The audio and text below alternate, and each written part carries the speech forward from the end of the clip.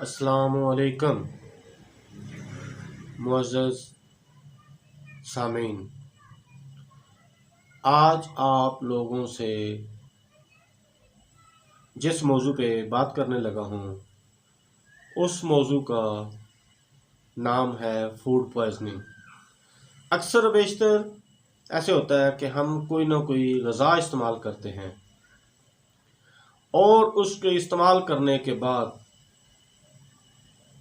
हमारे पेट में कुछ अजीबोगरीब सी हरकत होती है, जिसकी वजह से पेट में दर्द शुरू हो जाता है, उल्टियाँ शुरू हो जाती हैं, पखाने लग जाते हैं।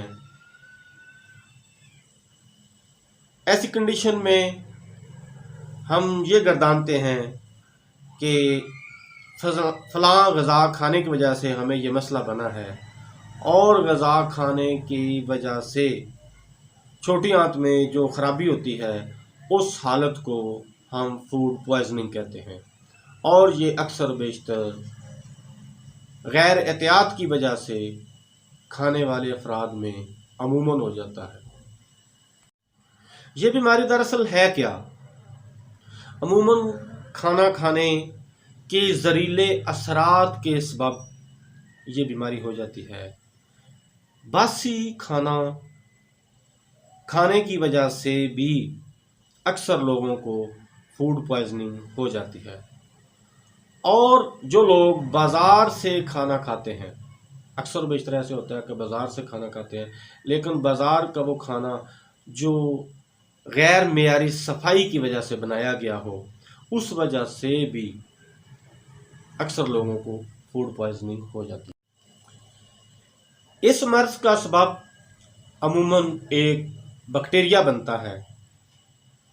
आप लोगों से इल्तमास है कि जिन लोगों ने मेरे चैनल को सब्सक्राइब नहीं किया और वो मेरे चैनल पर नए हैं, जब वो जल्दी से मेरे चैनल को सब्सक्राइब कर लें ताकि मेरी नए आने वाली वीडियो सबसे पहले वो देख सकें और इन वीडियोस को देख के वो अपनी बीमारी के मतलब जान सकें और अपना इलाज कर सकें।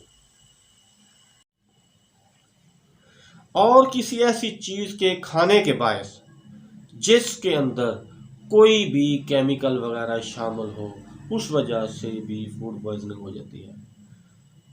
अक्सर व बेशतर कुछ ग़ज़ाएँ ऐसी होती हैं कि जिनमें कोई फफूंदी वगैरह लगी होती है, वो खाने से भी अक्सर लोगों को फूड पॉइज़निंग हो जाती है।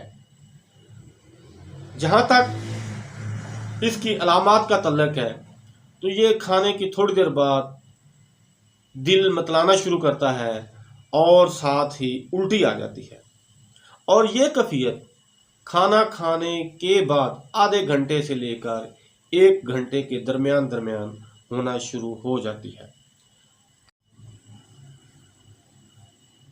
दस्त और उल्टियाँ यके बाद दीगरे आने शुरू हो जाते हैं, पेट में दर्द होना शुरू हो जाता है।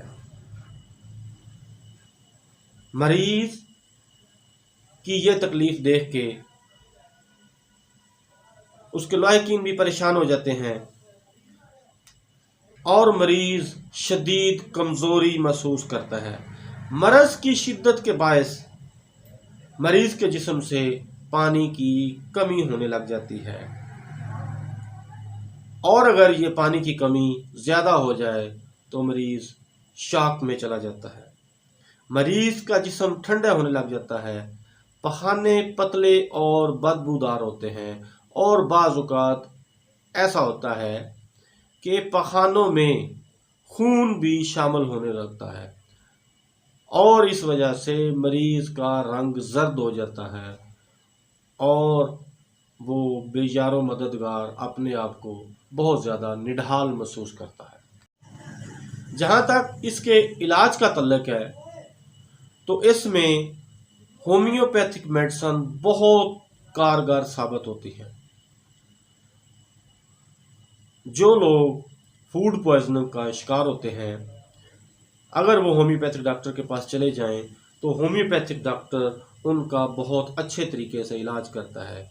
इसके इलाज में आर्सेनिक एल्बम आती है, कार्बोवेज आती है, नक्स वोमिका आती है, नाइट्रम म्योर आती है, पलस्टीला और वराइट्रम अल्बम आती है। कैम्फर भी इसकी मेन दवाई है कि ये दवाई ऐसी है कि अगर इसके चंद कतरे आप चीनी या किसी और चीज़ में मिला के मरीज़ को इस्तेमाल करवाएं तो अल्लाह की मेहरबानी से उसकी लाइफ सेव हो जाती है। इस तरह की हालत में मरीज़ को खाना नहीं खाने दें, उसका खाना बिल्कुल बंद कर दें, और जब ये अलामात गायब हो जाएं उसके बाद मरीज़ को भूख लगे तो उसे ज़ूद हज़म ग़ज़ा देना शुरू करें, वो भी आहिस्ता आहिस्ता। इसके बाद देखना यह है कि अगर उसको पानी की बहुत ज़्यादा कमी हो जाए, कोशिश करें कि उस मरीज़ को निमकोल पिलाएं ताकि उसके जिस्म में पानी की मिकदार का लेवल बढ़ जाए। और अगर मर्ज़ की शिद्दत बहुत ज़्यादा बढ़ चुकी हो तो दवाई को जल्द जल्द दोहराएं ताकि ये मर्ज़ जल्द अज जल्द ख़त्म हो जाए। और मरीज़ घबरा जाते हैं, आपने मरीज़ को तसल्ली देनी है कि इंशाअल्लाह ये मर्ज़ जल्द ठीक हो जाएगा और आप जल्द ही सेहतयाब हो जाएंगे। इस तरह उसकी हिम्मत बढ़ाने से मरीज़ अल्लाह की मेहरबानी से जल्द सेहतयाब हो जाता है।